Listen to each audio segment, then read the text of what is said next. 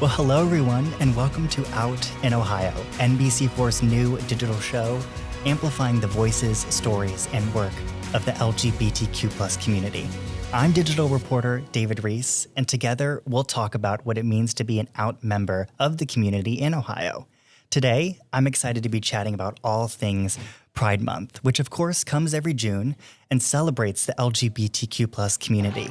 Joining me will be Stonewall Columbus, one of Central Ohio's top LGBTQ plus organizations that puts together the Columbus Pride Month March and Festival every year. So stick around to hear from Stonewall's Executive Director, Densil Porteous, and Pride Event Coordinators, Sierra Prince and Leo Rodriguez.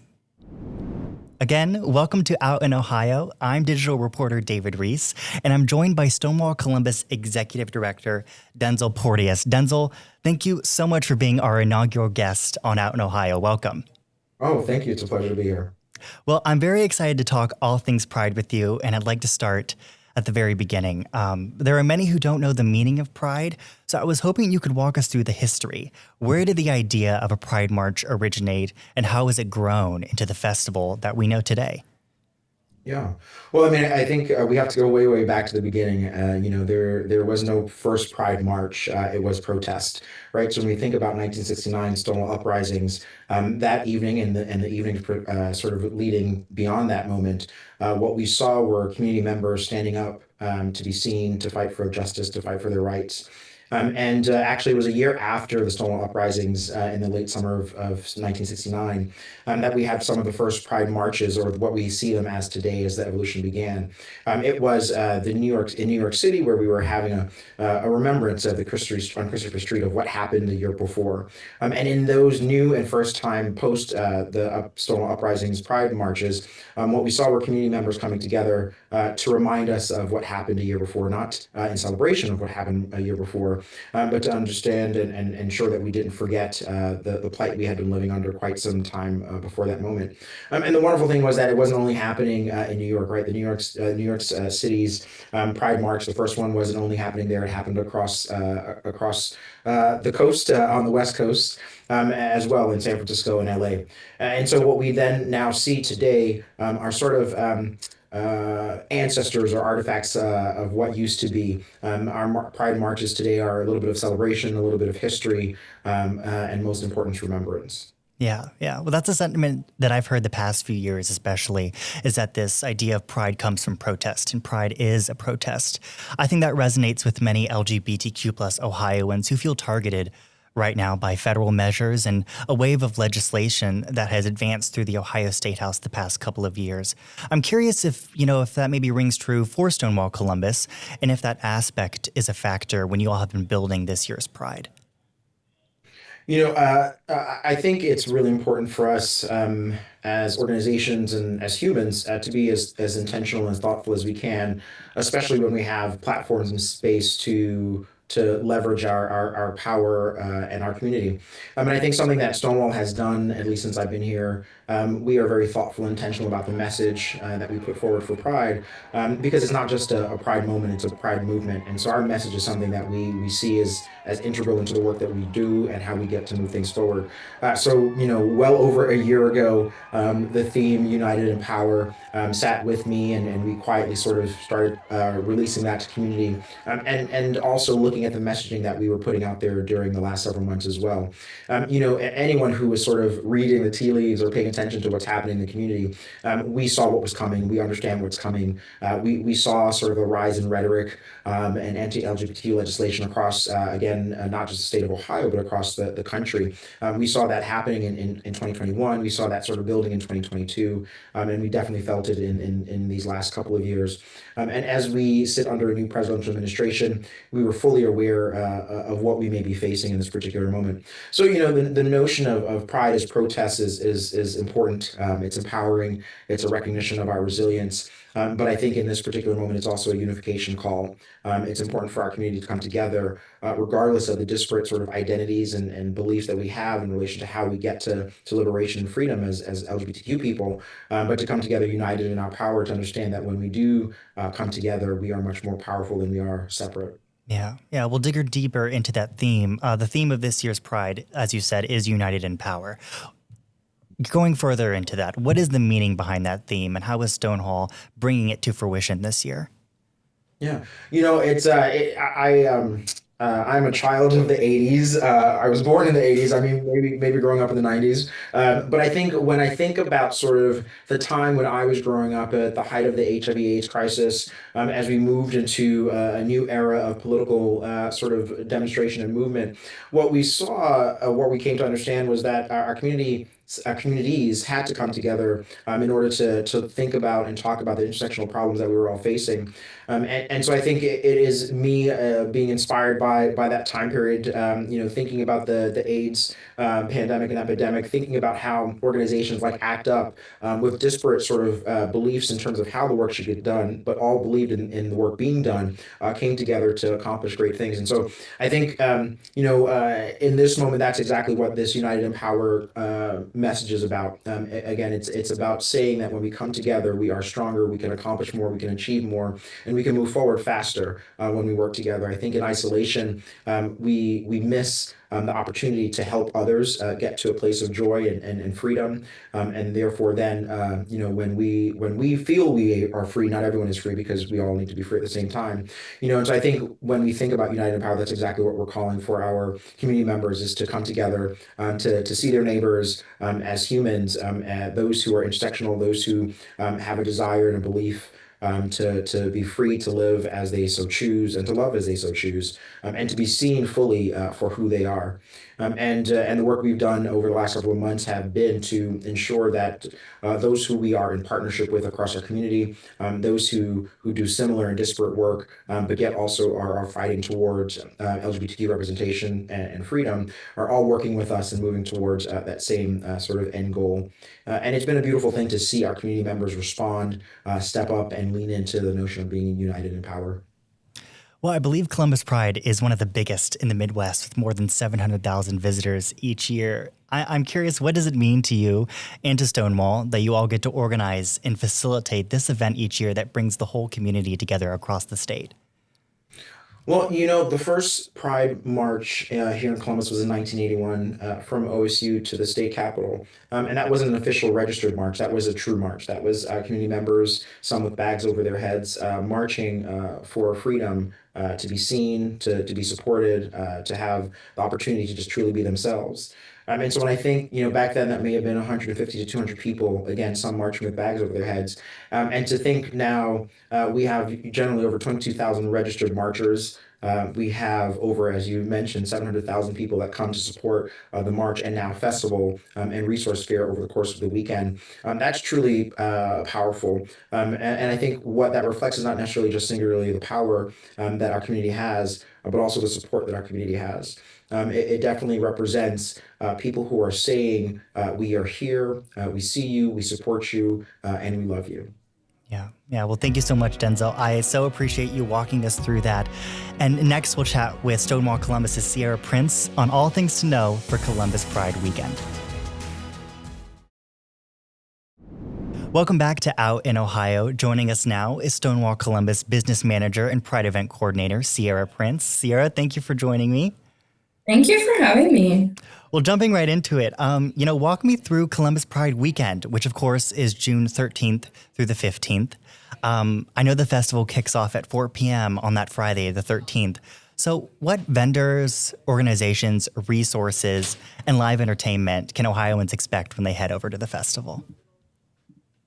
Well, we at Stonewall really pride ourselves on being the largest LGBTQ resource fair in the Midwest, right? And so, we of course have stages there, and they're super exciting. We have a lot of Central Ohio artists and drag performers come and community performers. But we are a resource fair to our core, and we really pride ourselves on that. And so we take a lot of intention when we go through. The vendors come in, that's our team that looks through that, and we make sure that we are prioritizing Central Ohio LGBTQ owned businesses, right? I think we have a record number of LGBTQ owned businesses that came in this year. I was going through and I was like, we have so many a lot of returning vendors that are great and they're amazing every year, and we're lucky to have them. But a lot of new businesses that have propped up in, the outer edges of Ohio. And so it's nice to know that we can bring them here, and perhaps this might be one of their biggest events, one of their most affirming events that they do all year. And so we're really grateful, to have those folks. And then, of course, we invite our community nonprofits and our organizations that are really doing the work that we're able to connect folks to, right? Stonewall serves as kind of a gay town hall, we like to say. And so these are the organizations every day that we're sending folks to, and now they're able to find them all in one centralized location. And so you can come, you can get a funnel cake, you can get a face painting, you can get some queer merch, but you can also get tested, right? There's a ton of healthcare organizations there that, they test every day, but now they're bringing it to you. And we get there and you can get, this primary care, this gender affirming care that we so need. So we're just really excited to have, nearly 200 businesses comprised of LGBTQ owned businesses, community organizations, faith-based organizations that are affirming for our community. And we can bring them all to one place. And yeah, we kick it off on Friday, and Friday's kind of more of our like chill day. We kind of ease ourselves into the weekend. It's a little like preamble for then Saturday's like chaos that ensues in the morning. So yeah, but don't sleep on Friday. Definitely come. We have our allies stage that we do at our main stage, and that'll be hosted and headlined by Amber Nicole. She's done it for the past couple of years. She's incredible. If you've never seen Amber Nicole perform, now is your chance. She should be charging, but luckily our festival is free. I just saw her perform at District West a few weeks ago. She did like a whole Wicked, Oh, Oz, wow. The Wiz kind of like spin, and it was incredible. So Yeah. come see those artists that we have on Friday, and then come back on Saturday as well. Well, yeah, continuing on to Saturday, the 14th, with the march at 10:30 a.m., which we can all watch live here on NBC4i.com. But I feel like the march just gets bigger and bigger every year. And so I'm curious how many are expected to take part in this year's march. And for those who want to watch in person, what should they know and where should they be lining the streets downtown? Yeah, I think it's a bit of an untamable beast in a way, and we're like thrilled and energized by that, right? To see the numbers continue to climb, to see the amount of folks, that not maybe just want to be on the sidelines, but want to march with us. They want to, share their platform or their organization. It's continuing to grow, and I think, we'll see somewhere around 17,000 to 20,000 folks kind of march with us this year, Wow. and it's a lot of bodies moving around. So we know that it's a long morning, it's a long day. It's June, it's hot, right? But we're there for a purpose and we're there for a protest. And so, um, getting there early, making sure that you're stocked with water, sunscreen, bring a cooler, bring maybe a lawn chair. It's a long day, and we encourage folks to stay to the end because we have so many incredible organizations that right up until the end are marching through. And we want to make sure that their voices are heard and they're, seen and valued as well. So we've got Pride on High happening right at the Goodell Cap, right at High Street and Goodale. That's our commentator stage. But then again, there's not really a bad spot if you line. It's a 2 mile march. You can kind of pick your poison there. Um, and go to our local businesses as well while you're waiting, right? We've got an incredible lineup of bars and restaurants that will be open. They'll have drinks out. And we really encourage folks to like keep the spending in our community. So while you're waiting for the march to get going, it stops off at 10:30. Just head in, grab a drink. I don't know what the door rules are, so don't break any rules, but maybe stay and give them your business and then get out there and get ready to see the march. Yes, yes. Please stay through the end of the march. NBC4 will, of course, be marching as well. Mhm. And then, of course, the festival continues that day, beginning at 11 a.m. through 8 p.m. on that Saturday. And I'm curious, if there's any other special programming, live entertainment on Saturday that you think Ohioans should look out for. Yeah, of course there is. Yeah, so if you didn't know, we have a festival going on at the same time as the march. So it's our team is spread out all over Columbus. We've got a small kind of skeleton crew that we work with. But yeah, we've got the march going, and then the march feeds right into Goodell Park, where the festival's already happening. It kicks off at 11 a.m. Our stages start about 12 p.m. and we've got Joe Sphere and Taylor Bruck um, will be hosting that stage, and we've got incredible artists headline. We just made an announcement last week. Kind of our three main headliners will be Bronze Avery out of LA. We've got Figgy Baby out of LA as well, and then we've got that name is always like, oh, but she's a powerhouse. Figgy Baby is a non-binary Mexican rapper, and we've connected with them already, and they're just incredible. They're super energized, they're super electric, and they're really trying to make waves in the music industry, and we want to help them get there. And then Bronze Avery's kind of, flipping the script a little bit. He's got R&B and pop going and kind of just giving the pop industry, giving the queer pop industry what it really needs is some beautiful melanin, right? Like he's creating that sense of identity and that sense of visibility that we really are intentional about when we choose our headliners for the stage. So they are, of course, at the end of the day, but we've got incredible artists lined up all day long. So again, it's a long day. I know it's hot. Pace yourself, figure out what works for you. We've got water, we've got beverages. They're incredible organizations all around the park. But yeah, maybe go take a nap and then come back and see Figgy Baby and Bronze Avery Bitch. Yes. Well, what is your favorite? I wanted to ask, what is your favorite part of Pride Weekend? And for those who may be attending their first Pride, what do you recommend as some must-dos throughout the weekend? I think my favorite is just like the creative energy of the queer community. Like it really is a like free fashion show that everyone is participating in. Like the concept of getting your like pride fit together is a very real thing.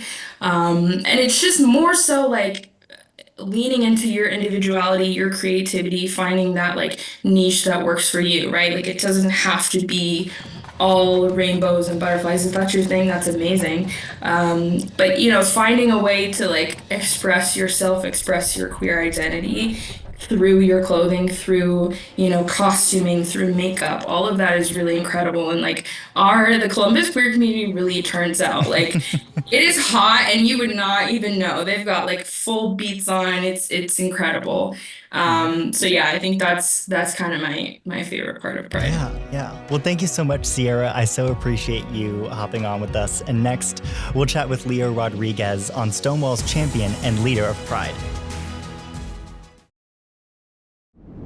We're back on Out in Ohio, and hopping on with us is Stonewall Columbus Marketing and Business Coordinator Leo Rodriguez. Leo, thank you so much for joining. Thank you, David, for having us today. I'm very excited about this.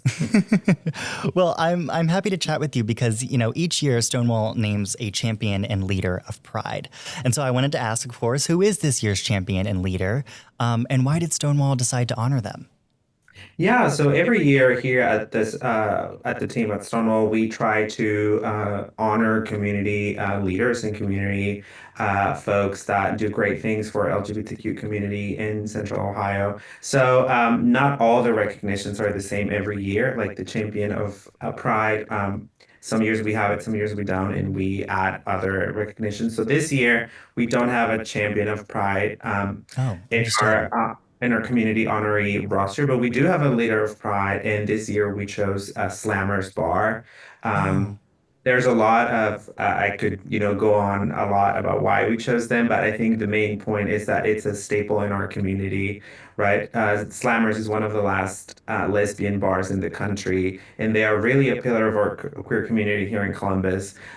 So we felt like it was only appropriate to honor them and honor the legacy of our lesbian sisters that has been around in our queer community history. But along the other community honorees, we have our patron of Pride this year is going to be Virginia West, which is another sort of Columbus icon, right? And amongst other community honorees as well. But we always try to feature folks that are from our community and that do great things for our community.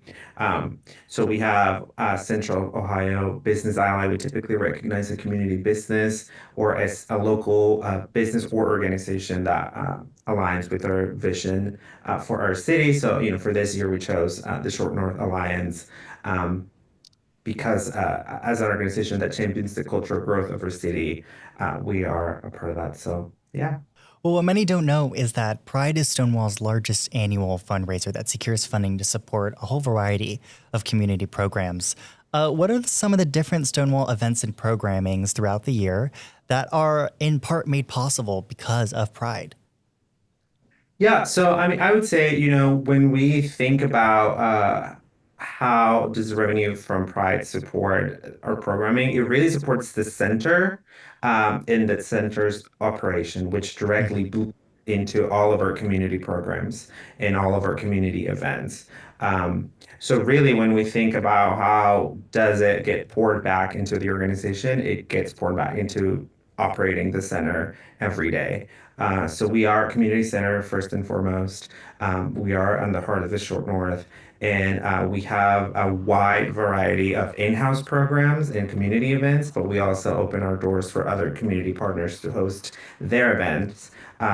Typically for low cost or for free. So really the money and the revenue that we generate from Pride goes towards sustaining the building and sustaining the center so we can keep on with our programming here at the center. So, but throughout all year, we really have a lot of different community events and community programs, right? Like one of our most popular is our Time Out Thursday, and that's one Thursday a month, and it's a happy hour, and it's an opportunity for folks to come out to the center, and it's like I like to call it a networking event, but really it's a very chill space where folks can just come in and meet some other new people. I think one of the things that I love the most about it is that it's always new people, right? Like it's always someone's different and a different crew. Um, so yeah, but that's one of our staple events. But we also host a wide variety of other community programs. We have our Friendly Flirt, we have our support groups, our queer crafts events. Um, just to name a few, but really, it goes towards supporting the operations of the center as a whole. Yeah, yeah. Well, for those who want to go the extra mile and maybe get involved, what is the best way for Ohioans to donate and volunteer with Stonewall this Pride Month and beyond? Well, we need volunteers all year long, right? As a nonprofit, we can always use the extra hands, but really, we always try to encourage folks to sign up to volunteer for Pride Weekend. Um, Mm, so really what we tend to see a lot is, we have a lot of hands when we are setting up for the event, right? So like Wednesday afternoon, Thursday afternoon, Friday. But then when it comes down to tear it all down and pack it up and go home, we don't have as many hands. So I always like to encourage folks, if you want to sign up and volunteer for Pride, typically I will always either encourage folks to either sign up to sell drink tickets, which is also a big need for us, or sign up for Teardown at the end of the festival on Saturday night. And I get it, right? Because we all, it's Pride weekend and we want to go out and have a drink and go to the bar and it's fun. So, that's one way that folks can engage with Pride and volunteering. We also use volunteers at the center all year long. So if you're looking to volunteer at the center, you can also do that. And I would say if you want to stay connected with what we're doing here at Stonewall and how can you get involved, the best way to do that is follow us on our social media. And you can also sign up for a newsletter in our website and just, keep yourself updated on what we're doing. yeah, yeah. Well, fabulous. Thank you so much, Leah, for chatting with us. I so appreciate that. Thanks to all three of our Stonewall Columbus guests, and thanks to all of you for tuning in to NBC4's first episode of Out in Ohio. Be sure to visit us throughout June on NBC4i.com and our NBC4 streaming app, of course, for more Pride coverage and for more Out in Ohio episodes later this month and continuing throughout the year as we amplify the voices, stories, and work of Ohio's LGBTQ+ community. I'm David Rees, and thank you. I'll see you next time here on Out in Ohio.